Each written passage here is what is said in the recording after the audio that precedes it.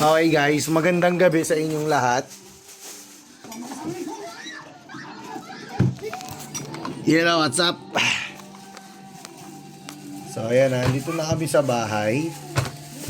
Nilagnat kasi si Sky tsaka si Mama kaya kailangan namin umuwi. Pero dahil sa lagnat ni Mama, gumawa siya ng sarili niyang alternative ointment. Nakikita niyo yan, ha? Kaibuturan ng pag-iisip. Extreme efficacent. Nilagyan niya ng cloves Laurel. at saka ng laurel. Effective. So, ginamit ni Mama sa ulo niya, nawala yung sakit niya sa tuhod. Effective. Ang galing talaga, grabe. Grabe yung effect nun. Sobrang effect dito ngayon. Ginamit ko din to. No, nilagay ko sa kamay ko. Nawala yung pagtatay ko. Effective. Kalahin mo yun, kahit saang parte, kung ano, kahit saang parte, kunwari, ang masakit sa yung ulo mo, ilagay mo lang siya sa tuhod mo. Gagaling yung sakit ng ulo mo. Gagaling. Grabe. Galing.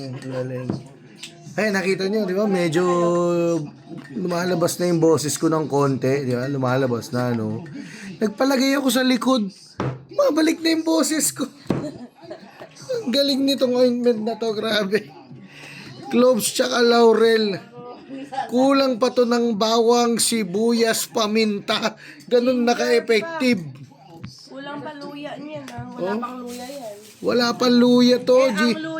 Ang luya at ang garlic, pag pinagsama daw, sabi ng Google, ay magandang anti-inflammatory yun. Pantanggal ng mga pamamaga. So, kung namamaga yung mga bulsa nyo, lagyan nyo yung tuhod nyo.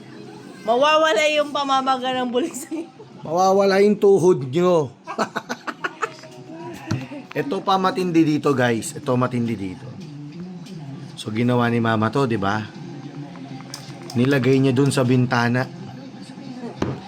Hindi nakapasok yung aswang. Kumulo eh. Kumulo. Nag-alarm. Nakita mo yung ganun ka-effective. Yung pati aswang alam nito. Panis. Ha? Tandaan nyo, efficacent, cloves, tsaka dahon ng laurel pa lang yan. Plano pang lagyan to ng paminta, suka, toyo, patis, tsaka bawang. Susunod ulam na rin to, hintayin nyo. Effective. Gumawa kayo sarili nyo, effective.